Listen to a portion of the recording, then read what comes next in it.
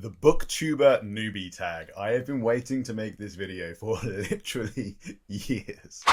Hi, if we've not met before, my name is Martin, fantasy reader and writer, and a newbie here on Booktube.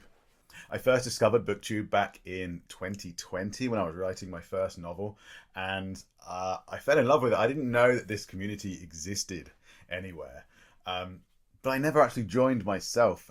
Later on, I actually joined Booktube, and I've been over there now for a few years, but I want to finally join the thing that started it all for me, Booktube. So here I am with my Booktuber Newbie Tag video.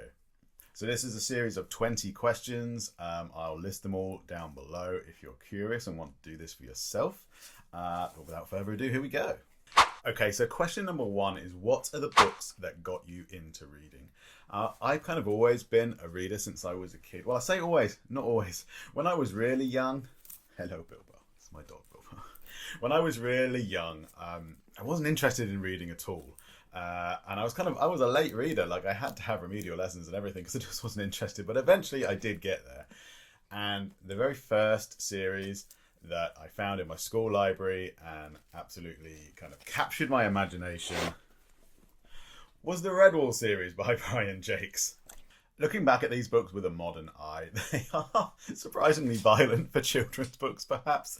But maybe that's why I like them, I don't know. Redwall is obviously the first in the series, but this isn't actually the first book I read. The first one was called Martin the Warrior, which appealed to me, probably for obvious reasons, being my name is Martin. It was also a welcome antidote to the fact that there was another book in the library at school with my name on it called Martin the Martian.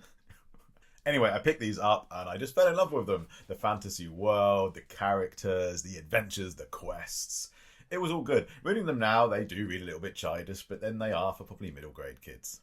After that, I actually struggled to remember exactly what I read next.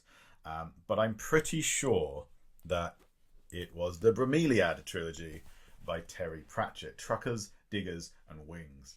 This might have been inspired by the fact there was a kind of live-action puppet adaptation of this series on the BBC when I was a kid, and maybe that's what inspired it, I'm not sure.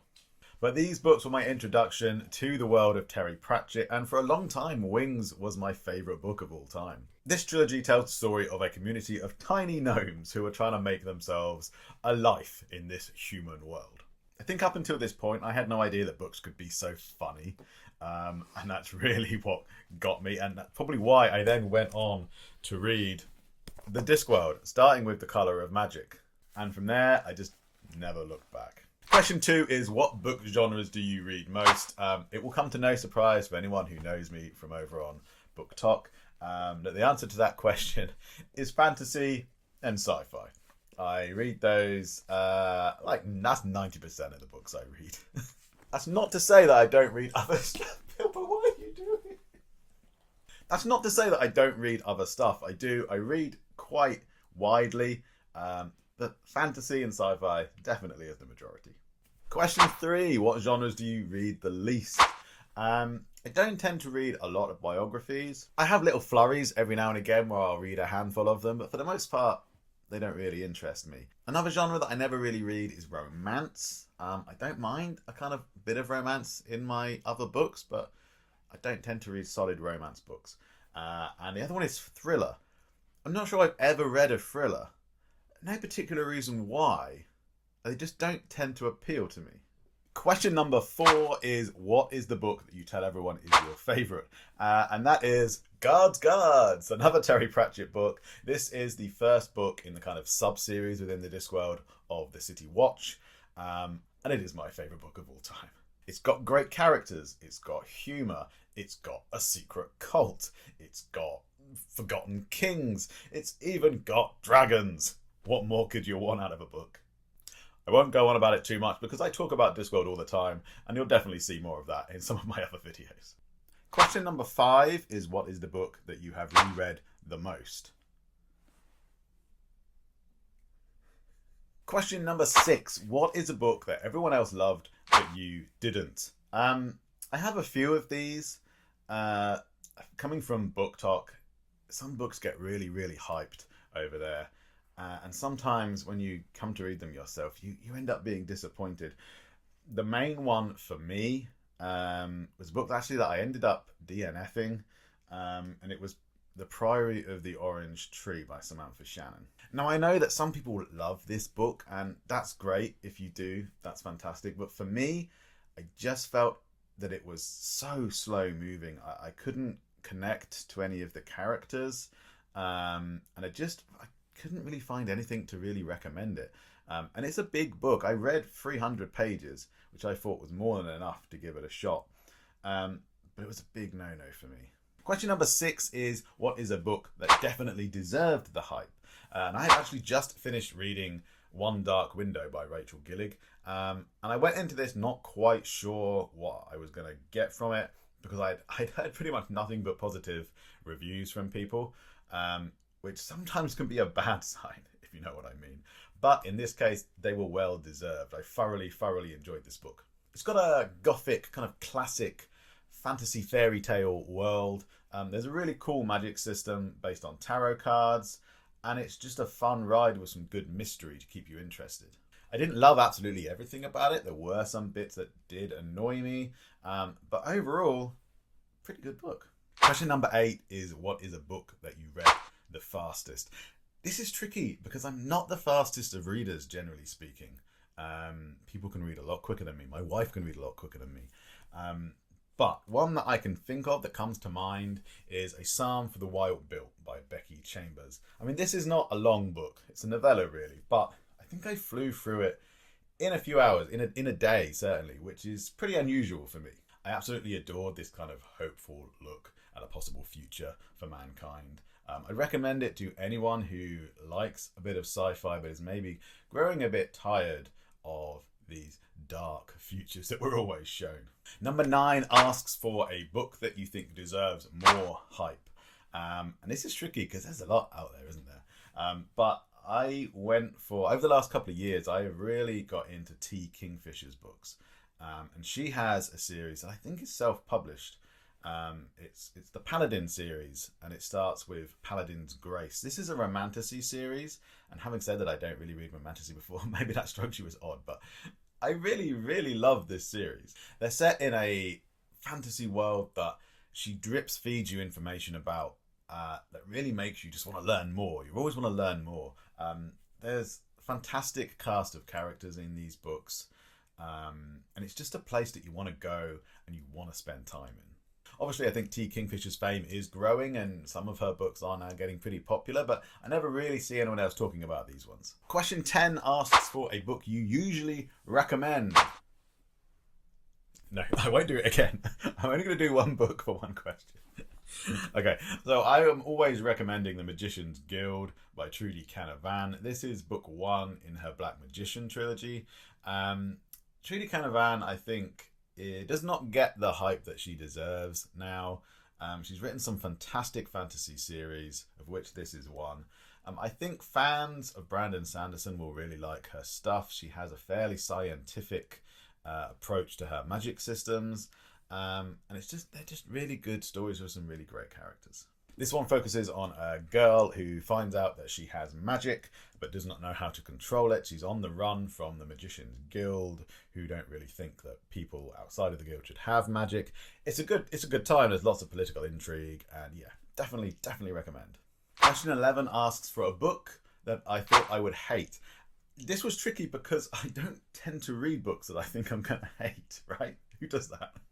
However, one did come to mind. ACOTAR by Sarah J. Maas, A Court of Thorns and Roses. I really didn't think this was going to be my thing. And the thing with when a book gets as popular as this book is and this series is, you will inevitably get a lot of detractors as well. And you almost kind of are forced into one camp or the other. Either you love it or you hate it. And I thought I was going to be, I hate it. However, having now read it, I've only read the first book, but having now read it, I didn't hate it. I didn't love it, but I didn't hate it, certainly. It's a reasonable book. A lot better than perhaps I was expecting, because I also read the prequel to her other series, A Throne of Glass. Assassin's Blade, is it called? I think it's a selection of like short stories. And the quality in that was not great. And I think she started writing that when she was pretty young. But that was my first experience of her work, and so I wasn't sure that I was going to like this at all. But I gave it a go, and happy to report it's okay. Not massively my thing, but okay. Question number 12 is a book that made you cry.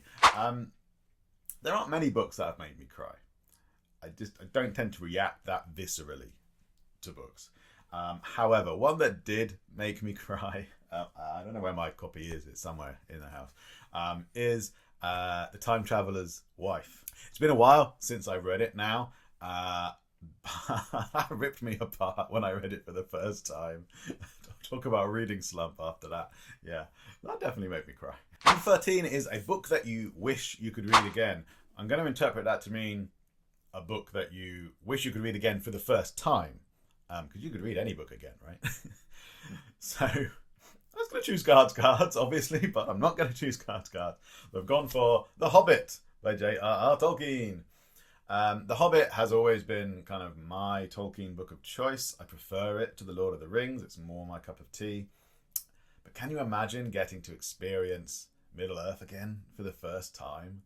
I mean, I was read this book to me as a child by my parents. That was my introduction to Tolkien and my introduction to fantasy, really. So it's hard to imagine what life was like before it. But can you imagine discovering it all again for the first time?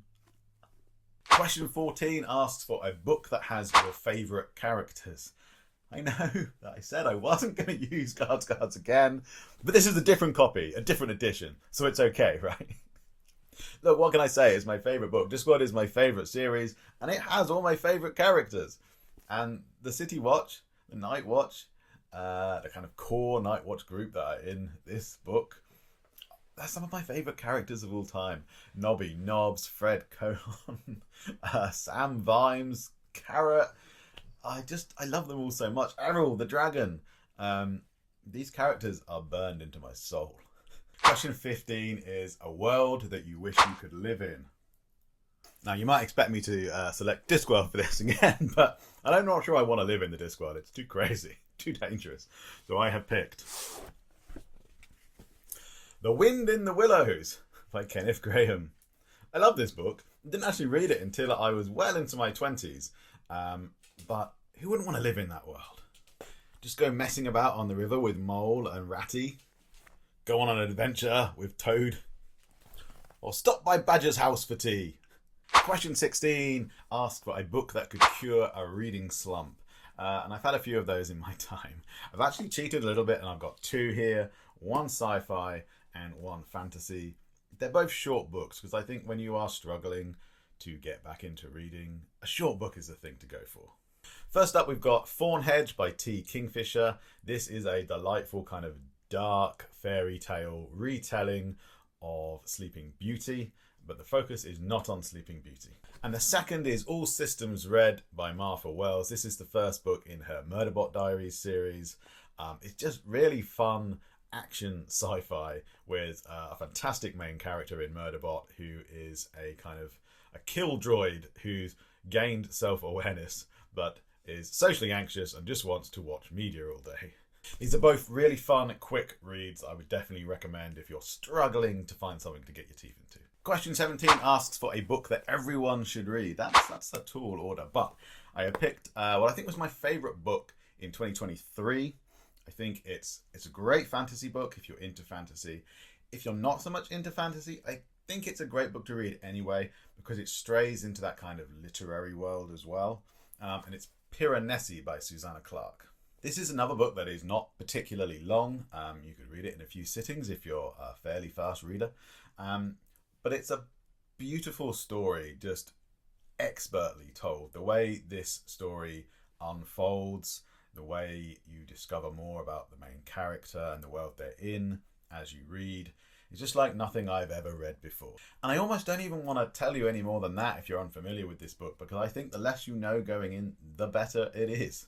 It is one of those stories that perhaps might put some people off early on because you don't always know exactly what's going on, but just trust in the author and continue reading because it all comes together in the best way. Question 18, a book that would make a great movie. I shot myself in the foot because I shouldn't have picked this for the other question. All Systems Red by Martha Wells, Murderbot Diaries #1. When I read this, it immediately made me think that it would make a fantastic movie. It's just so action-packed and visceral. It would make a great sci-fi movie. In fact, I think they are adapting this. I think possibly it's going to be a TV series. I'm not sure. But I expect good things because there's no reason why this wouldn't be fantastic. Question 19, a book that you wish everyone would try to read. I had to think a little bit about this one to try and pick something that I think is not on enough people's radars. And I've actually gone outside of fantasy and sci-fi for this. And I picked, well, it's a series really, but it's the Father Brown series. It starts with The Wisdom of Father Brown by C.K. Chesterton. These are short stories about a crime-solving Catholic priest. If you're a fan of Sherlock Holmes, you definitely need to give these books a go. The language, they're a little bit old, so the language can be challenging if you're not used to that sort of thing. But I really recommend giving a go and persevering because they're just really fun little stories. I love the characters that he brings into them. Father Brown is a fascinating character himself. And yeah, they're really, really worth a go. If you happen to have seen the TV series, it's nothing like that. The final question asks for a book that I'll never forget. There's so many I could have picked for this, but I went for one that kind of had a big impact on me as a younger reader. And I've gone for Northern Lights by Philip Pullman. This is the first book in his Dark Materials trilogy. And this blew me away the first time I read it when I was a teenager. It features Lyra, who lives in an alternate Oxford, in an alternate reality. And it's just full of magic and betrayal and revenge and more magic and horrors and abuse of power and treatises on religion and faith. There was just so much in these books. They have a lot to say, I think. And I don't think they kind of get the hype these days that they still deserve. So definitely worth picking up if you haven't read them before. So that was the Booktuber Newbie Tag. Thank you for watching. If you're still here, make sure to hit the subscribe button and the little bell so you get notified of all my future videos. I'm going to be talking a lot more about fantasy books and sci-fi books, my own books. And yeah, come and hang out for the ride. I'll see you in the next chapter.